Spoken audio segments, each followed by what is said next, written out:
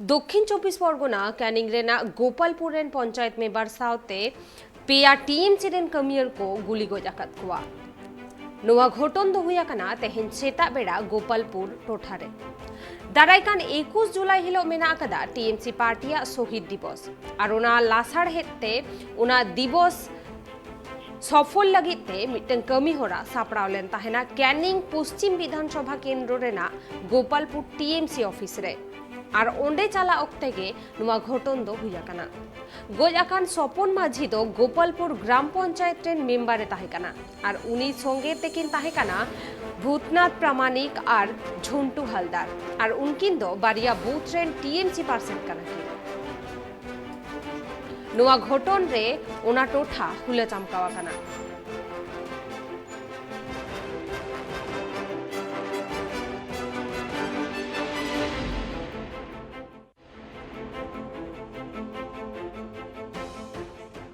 खबरे ना सामेलाय सहित बन बाड़ायार ओना खातिर इनशाला ने तो फोन कॉल रे जोपड़ा मेनाया ट्राइब टीवी রেন রিপোর্টার কলকাতা কোন আব্দুল আজিজ ঘটনাটা কি করে ঘটলো এখনো অবধি কাউকে গ্রেফতার করেছে কিনা পুলিশ?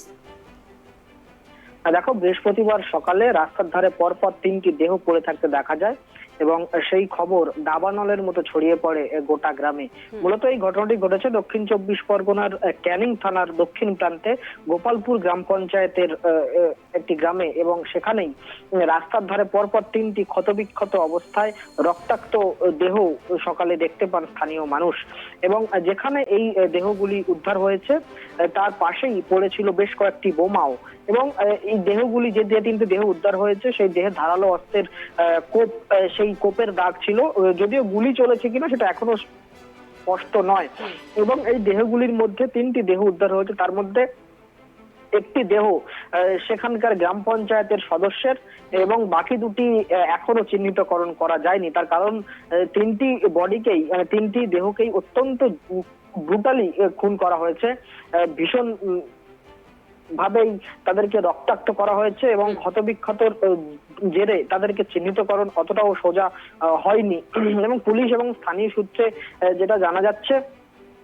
যে দেহগুলির অবস্থা এমন ছিল যে তাদেরকে শনাক্তকরণের কোনো উপায় ছিল না, কারণ দেহগুলি এত বেশি ক্ষতবিক্ষত ছিল। এরপর দেহগুলি যে গ্রামেরই বাসিন্দাদের তাই গ্রামবাসীরা সেটাই সন্দেহ করেছেন এবং পরবর্তীকালে সেই দেহগুলিকে ময়নাতদন্তের জন্য পাঠানো হয়েছে।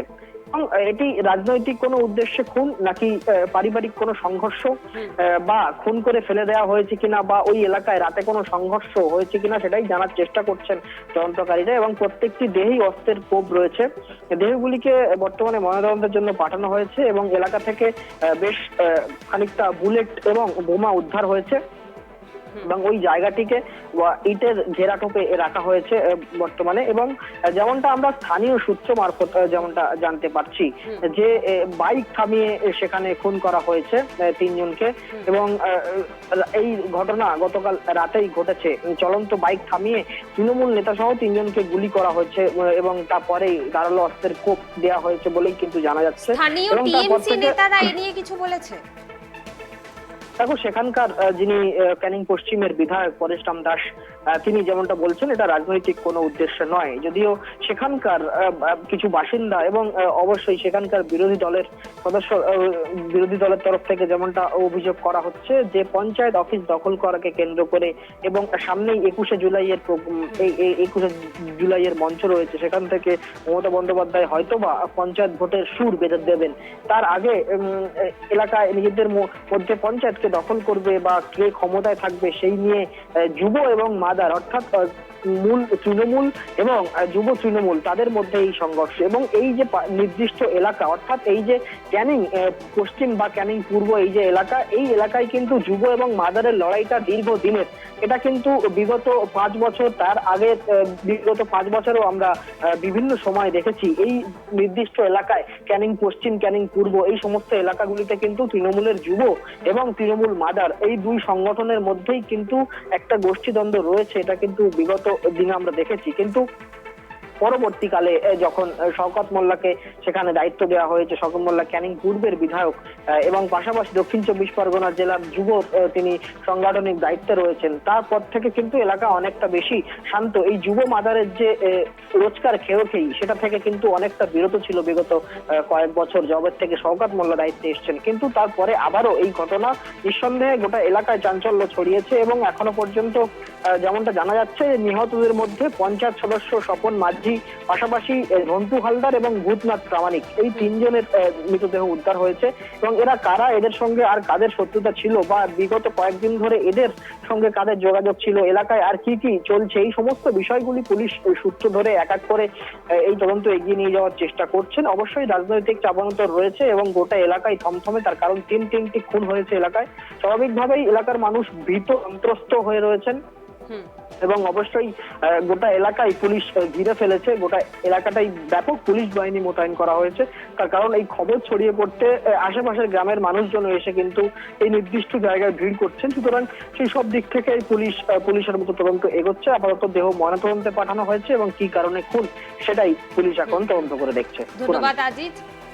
abo nyel ki abon dokhin 24 porgona rena Canning রিয়া গোপালপুর পঞ্চায়েত মিটং গোপালপুর পঞ্চায়েত রেনা মিটং আতুরে নোয়া ঘটন হুই আকানা মেন্দো টিএমসি রেন পেয়া কমিयर को खून आकाट कुआ আর নোয়াই দিকাতে ওনা ঘটন ঠাও পুলিশ को সেটের আকানা তুনখি को চালাवेदा हुल चमकाव आकाना ओना टोठा बड़ाई ओकाना 21 जुलाई हिलो टीएमसी जहां शहीद दिवस मानाव रेना कथा मेना आकादा उना सफल लगी तेगे मिटं दुपरूप को दहले दाते हैं और ओना दुपरूप रे चालाव अक्तो रेगे नोंकान घटना हुई आकाना मेनतेगे आय उमन पुलिस ने तो को तुनखी तलासेदा मेनखान नित धाबिते मिद हर हो नोआ घटन रे अवरी को अरेस्ट कोआ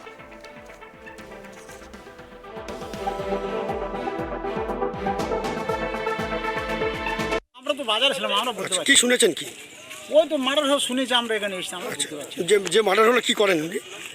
ও রাজনীতি করে মেম্বার তো আচ্ছা, কোন পার্টির মেম্বার? টিএমসি। টিএমসি মানে কোন পার্টির? এই ওটা হচ্ছে দত্তবাবুরা। আচ্ছা, মানে পঞ্চায়েতটা কোনটা? পঞ্চায়েত গোপালপুর। গোপালপুর পঞ্চায়েতে। ওনার নাম কি? সকল আর যে দুজন? ওই জনের নাম আমি ঠিক জানি না। আচ্ছা, সকল মাঝে কি সদস্য? হ্যাঁ, সদস্য।